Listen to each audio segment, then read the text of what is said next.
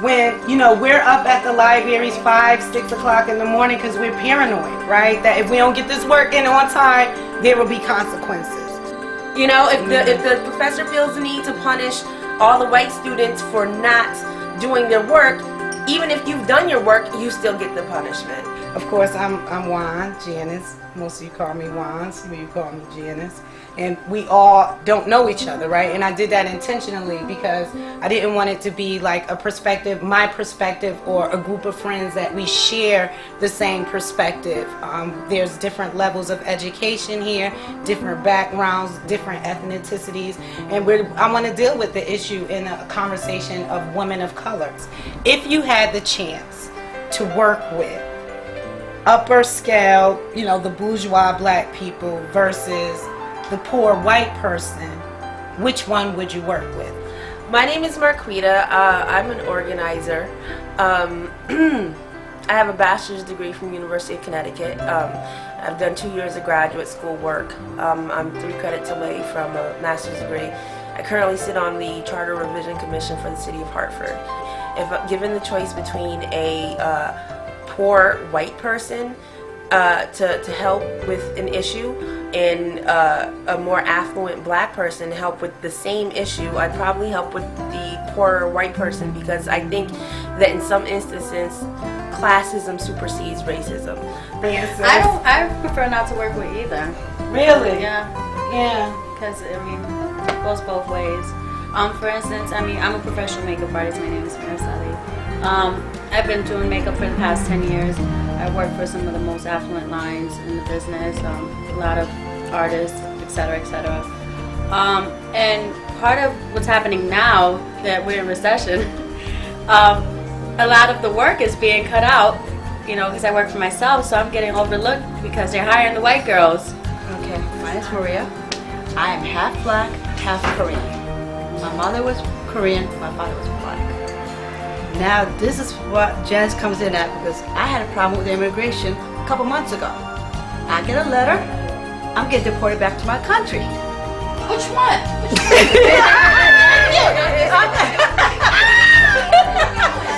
Okay, because you said we're going to send you back to your country. I said, that's why I asked them, what country am I from?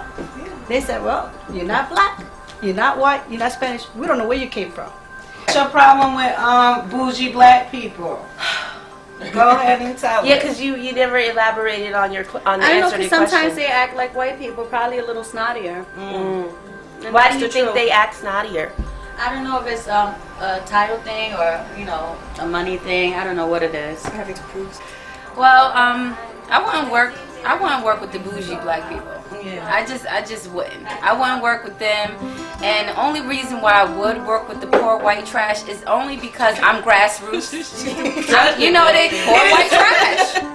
So yeah, I will work with the poor white trash just because, you know, I'm grassroots style. I like to help out, you know, from the bottom up. So I would rather work with a poor white person rather than working with a bougie upper class black person, because 9 times out of 10 is going to be you and them. They're going to be, you know, at war with you. Anything you say isn't going to work for them. They're going to think they're better. Everything they do is going to be better than you, your ideas, your whatever. So that would never work. So I would probably, definitely work with the poor white trash young girl. Yeah, I would work with her. Definitely. Definitely. No matter if she didn't want me to work with her, I would just work with myself and help her, you know, just to avoid working with the bougie black people. Tani Cooper. Graduate from Florida A&M University. Lived in East Hampton, Connecticut. And I am also a community organizer. And if you asked me that question probably about like 10 years ago, hands down would work with the poor white person. However, and especially, and it's kind of ironic to me that when some of us had answered the question, that we would be willing to put forth our efforts to work with the white person as opposed to trying to see where maybe this bougie black person, my sister, the one that shared the same heritage, you know, with me, to try, you know, to invest some of my time to see like maybe where, you know, and not to where she went wrong, but where the road turned. because I'm not gonna, put a judgment on, whether she's right or wrong. But definitely will want to work with my black sister. I'm Christina Seda. I attend Trinity College. I'm a senior. I'm about to graduate. Yay! I'm from the Bronx, New York. And she is Puerto Rican and Jamaican. Puerto Rican and Jamaican. Big question mark. But on the college campus, it's interesting when you talk about black men and black women are minority men and minority women and white women and white men, because at Trinity it's sort of like an issue of status and a label, and so it's this big question. Well, there's this black male, and I mean, this is a lot of pressure on the black male too, but it definitely it also sort of creates this dynamic, this odd, uncomfortable dynamic for minority women as well, because it's a question of, well, who is he going to choose? So is he going to choose the white woman? Are the white men going to choose the white woman? And so then, for me, I know I don't really go to frats, but I've been dragged maybe once in my 4 years. And just recently, I went out with my friend because she was dying to take me out in Hartford to some club or some bar, something like that. And I felt invisible. I thought, well, I spent like 45 minutes getting ready. I should have came in my pajamas. No one sees me anyway. And it's like, the minority men and the black men, they don't see you because, maybe for them it's, if they can get a white woman, it's issue of status and what that means to them. But the white men are definitely not looking. It doesn't matter how fair or how light tan you are. In most situations that they haven't been embraced by the black community nor embraced by the white community. They really are just bougie black people sitting somewhere in some island. And I just think that if we take that time and effort, because they're not going to be accepted by the white community as much as they can live in the same neighborhoods and stuff like that. But bottom line, when something gets stolen, the window gets broken or whatever, they become a nigga. You know what I'm saying? Magazine but there was a magazine and it said like hair don'ts. It was like how not to do your hair, how a businesswoman should not do her hair, and the main hairstyle was a little afro, which was just a small, well-kept afro. And there was it was all over the news, and this has been like 2 years ago or a year ago. It was all over the news, and it was this big deal because black women were saying, well, then how should we do our hair? Why is that a hair don't? And it's really true that the way that you look and the way that the idea and identity you prescribe to will determine where the glass ceiling falls for you. That's right.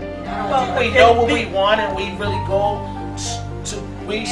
out and get what we want. We don't. Some black women don't sit there and wait on that man to come give it to us, or wait on this person to give it to us. I think we just go out there and we keep pushing on. And I think it comes from a strong black background too. If your mom's there and she's pushing you, or your dad, or your whole family, and you have to have family. If you don't have family, I don't think it works. Because a lot of people can be out there and they don't have nobody to tell them, well, you can go on and you can do it. I think it comes from being a strong background. Family, strong family. Like by saying strong black women, we don't have to, and they don't say it about white women because white women are pretty. White women are she's right. Those are the things. This is what they said. This is inherent, right? When you look at magazines, it's about white women are about beauty. It's about their wife material. It's about you baby mama. We're about we're like pulling plows and stuff like that on our back. What our babies tied to the front. That's what black women are. That's the picture. When you draw the picture of the woman, the black woman, she's not soft. She's got like lines on her neck and ashy ankles because she's. I think it was Connie who said, the assumption was that we're supposed to be strong, but I think we have been strong. We've always been strong, so it couldn't have been us who put that label on ourselves of strong black women. Because it's understood. Exactly. Just like it's understood that white women are pretty and pink. White women are not pretty and pink. What the hell with that? They are not pretty and pink. I still, at 30 years old, have to deal with when I'm doing outreach to the capacity of my job. Why do you talk like that? Why are you talking white? Why are you trying to look white? Why are you trying to do this? Why are you trying to do that? And my problem with this is that I'm not trying to be anything but me. My experience is unique unto me, and I can't speak for another black person. I certainly can't speak for a white person.